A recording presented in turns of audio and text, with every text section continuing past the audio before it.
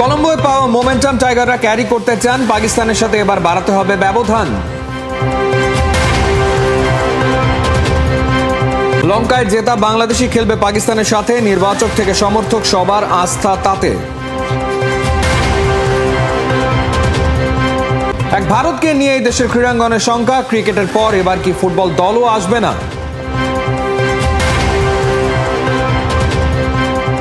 ফুটসালেও বসছে প্রবাসীদের মেলা, ইরানের কোচ এসে শেখাবেন খেলা।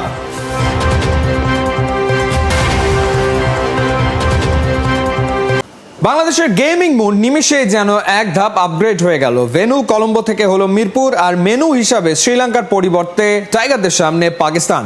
প্রশ্নটা হলো, প্রথমবারের মতো লঙ্কায় সিরিজ জয়ের মোমেন্টাম ধরে রাখতে পারবে কি টাইগাররা? পারলেও সেটা কতটা চ্যালেঞ্জিং হচ্ছে লিটন দাসদের জন্য। বাংলাদেশ যখন কলম্বোয় শ্রীলঙ্কার মাঠে প্রথমবার সিরিজ জয়ের ইতিহাস তৈরি করল, ভারত মহাসাগরের এই পারে ঢাকার মিরপুর গ্রাউন্ড তখন নিঃসঙ্গ। দিনভর বৃষ্টিতে ঢাকা পড়ে আছে এই মাঠ। এমনিতেও যেন নারীর মন কখন যে বদলে যায়, কেমন আচরণ শুরু করে কেউ জানে না। তার উপর এমন ঘনঘোর বর্ষার সিজনে হোম অফ ক্রিকেটে পাকিস্তানের বিপক্ষে টি-20 মিশনে নামবে টাইগাররা আর মাত্র কদিন বাদেই। দূর কলম্বোয় বসেও সেটা মনে পড়েছে ক্যাপ্টেন লিটন দাসের। আমি জানি না মিরপুর কেমন হবে এই মুহূর্তে, বিকজ যতক্ষণই আমি জানি ঢাকা সম্বন্ধে প্রতিদিন বৃষ্টি হচ্ছে। সো বৃষ্টি হলে একটা উইকেট কতটা ডিফিকাল্ট হতে পারে অ্যাজ এ ব্যাটিংয়ের জন্য। সো চেষ্টা করবো আমরা ওখানে ভালো ক্রিকেট খেলার। বাংলাদেশে এসে প্রথমবার 3 ম্যাচের টি-20 সিরিজ খেলবে পাকিস্তান। পকেটে অন্যতম পুঁজি ওদের বিপিএল খেলার অভিজ্ঞতা। এই ফ্র্যাঞ্চাইজি লিগে ওয়ান অফ দ্য টপ পারফর্মারও তারা। এই টেনশনের সাথে যোগ হয়েছে ইতিহাস, সেটা কথা বলছে অতিথি দলের পক্ষেই। মিরপুরের বাইরে পাকিস্তানের সাথে কখনো হোম টি-20 খেলেনি টাইগাররা। তার মধ্যে স্বাগতিক দলটা জিততে পেরেছে মোটে 2 ম্যাচ, বাকি 5টাতেই হার। এই সিরিজে বাংলাদেশ তো তাই আন্ডারডগই। লিটন তো আগেই বলে রেখেছেন, ম্যান ইন গ্রিনদের বিপক্ষে খেলা সহজ হবে না মোটেও। ক্ষেত্র বিশেষে সেটা তো লঙ্কা সিরিজের চেয়েও কঠিন মিশন। ঢাকায় ফখর জামানদের বিপক্ষে শেষ 5টা ম্যাচের পরিসংখ্যানে চোখ বোলালে একটা প্যাটার্ন পাওয়া যায়। শেষ 3 ম্যাচে হোম টিম হেরেছে এবং সেই পরাজয় এসেছে রান ডিফেন্ড করতে গিয়ে। ইমিডিয়েট আগের 2 ম্যাচে জিতেছে বাংলাদেশ, সেখানে পরে ব্যাট করেছে টাইগাররা। তাহলে তো হয়েই গেল। সামনের সিরিজের 3টা ম্যাচই মিরপুরে, প্রতিপক্ষ যেহেতু এক, তাই টস জিতলেই ফিল্ডিং নিশ্চিতভাবেই নিতে চাইবেন লিটন। জিততে হবে চেজ করে।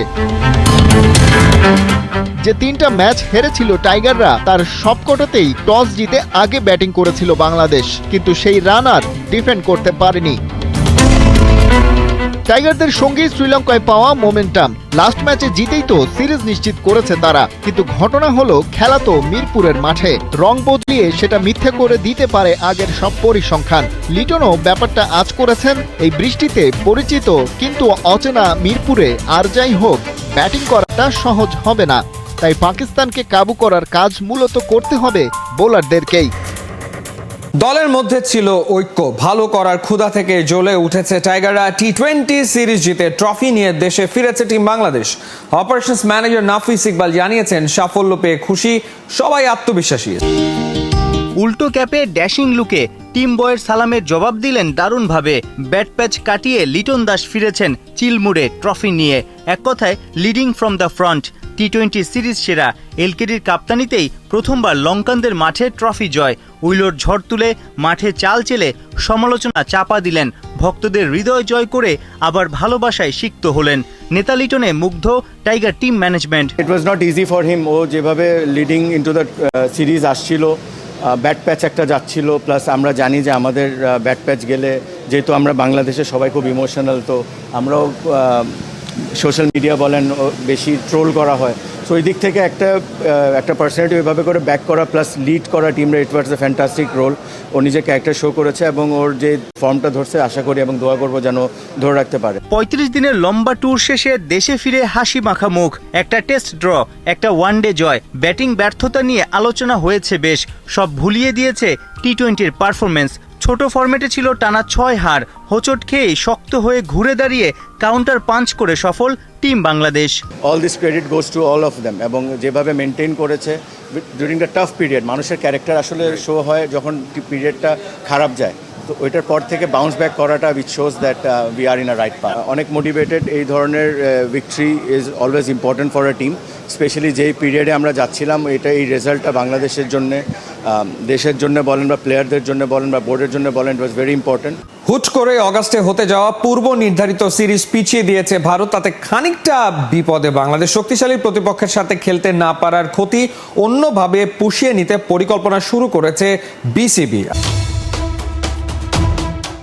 আগস্টের 17 থেকে 31 ঢাকা ও চট্টগ্রামে বাংলাদেশের বিপক্ষে 3টি করে ওয়ানডে ও টি-20 খেলার কথা ছিল ভারতের, তবে অজানা এক কারণে পিছিয়ে গেছে হাই ভোল্টেজ সিরিজ। নতুন সূচি অনুযায়ী 1 বছর পর গড়াতে পারে খেলা, কিন্তু কি এমন সমস্যা হলো যাতে বদলে গেল সিরিজের সময়সূচি? এই প্রশ্নের উত্তর হতে পারে দুইটা। এক, বাংলাদেশের নিরাপত্তা নিয়ে ভারতের শঙ্কা, অন্যটি দুই দেশের মধ্যে চলমান কূটনৈতিক সম্পর্কে ভাটা।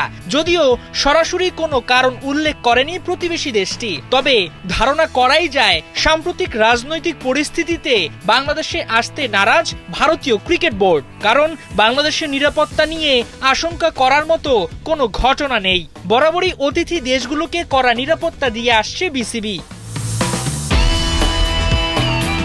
চলতি মাসে সিরিজ খেলতে আসা পাকিস্তান ক্রিকেট দল যার তরতাজা উদাহরণ। নিরাপত্তা ইস্যুতে বিন্দুমাত্র ছাড় নেই বোর্ডের। নিয়মিত নিরাপত্তা বাহিনীর পাশাপাশি সিরিজের আগে মিরপুরে সেনাবাহিনীর মহড়া হয়েছে। সিকিউরিটি কনসার্ন নয়, সমস্যা অন্য জায়গায়, সেটা দেশটির অভ্যন্তরীণ, যা প্রকাশ্যে আসছে না। ধারণা করা হচ্ছে বাংলাদেশের সঙ্গে শীতল সম্পর্কেই সিরিজ পিছিয়ে নিয়েছে তারা। বিসিবির মিডিয়া কমিটির চেয়ারম্যান ইফতেখার মিঠু বলছেন, এফটিপিতে আছে, তাই আজ হোক কিংবা কাল ভারতকে আসতেই হবে। এটা তো নিরাপত্তার ব্যাপার তারা বলেনি, তারা বলেছে তাদের ইন্টারনাল কিছু সমস্যার জন্য তারা আসতে পারছে না। এবং এটা যেটা হচ্ছে যে নেক্সট ইয়ার তো অলরেডি একটা স্লট বের করে ওইখানে অলরেডি যেটা এটা হচ্ছে এফটিপি যেহেতু, তো যেটার টাইম ফ্রেমের থেকে সরিয়ে আরেকটা ফ্রেমে নিয়ে গেছে। এটার সাথে তো বাংলাদেশের সিকিউরিটির কোনো ইস্যু আমরা শুনিনি। অনূর্ধ্ব-20 নারী চ্যাম্পিয়নশিপে আবারও ভুটানের বিপক্ষে অপ্রতিরোধ্য বাংলাদেশ। ফিরতি ম্যাচে ভুটানিজদের 3-0 গোলে হারিয়েছে বাঘিনীরা। ভেন্যু পরিবর্তনের সন্ধ্যায় কিংস আরানায় প্র্যাকটিস গ্রাউন্ডে মুখোমুখি হয় দুই দল। শুরু থেকে দারুণ ফুটবল খেলে বাংলার মেয়েরা, তবে পর এক সুযোগ তৈরি হলেও তা কাজে লাগাতে পারছিল না লাল সবুজের দল। 33 মিনিটে প্রথম লিড পায় বাংলাদেশ। তৃষ্ণা রানীর গোলে এগিয়ে প্রথমার্ধ শেষ করে বাঘিনীরা। বিরতি থেকে ফিরেও দাপুটে ফুটবল খেলে স্বাগতিকরা, তবে দ্বিতীয় গোলের জন্য অপেক্ষা করতে হয় 33 মিনিট। ম্যাচের 66 মিনিটে তৃষ্ণার পায় ভুটানের জলে দ্বিতীয় আঘাত। সবশেষ গোলটি আসে স্বপ্না রানীর কাছ থেকে 74 মিনিটে। শেষ পর্যন্ত ভুটান ইসরায়েল লড়াই করলেও গোল শোধ করতে পারেনি। 3-0 স্কোর লাইনে বাজে শেষ বাঁশি। এই জয়ে 4 ম্যাচে 12 পয়েন্ট নিয়ে তালিকা শীর্ষে বাংলাদেশ। পরের স্থানে সমান ম্যাচে 3 জয় 9 পয়েন্ট নিয়ে আছে নেপাল। বাংলাদেশের পরবর্তী ম্যাচ শনিবার শ্রীলঙ্কার বিপক্ষে। লঙ্কানদের বিপক্ষে টি-20 ম্যাচ জিতে দেশে ফিরল বাংলাদেশ দল।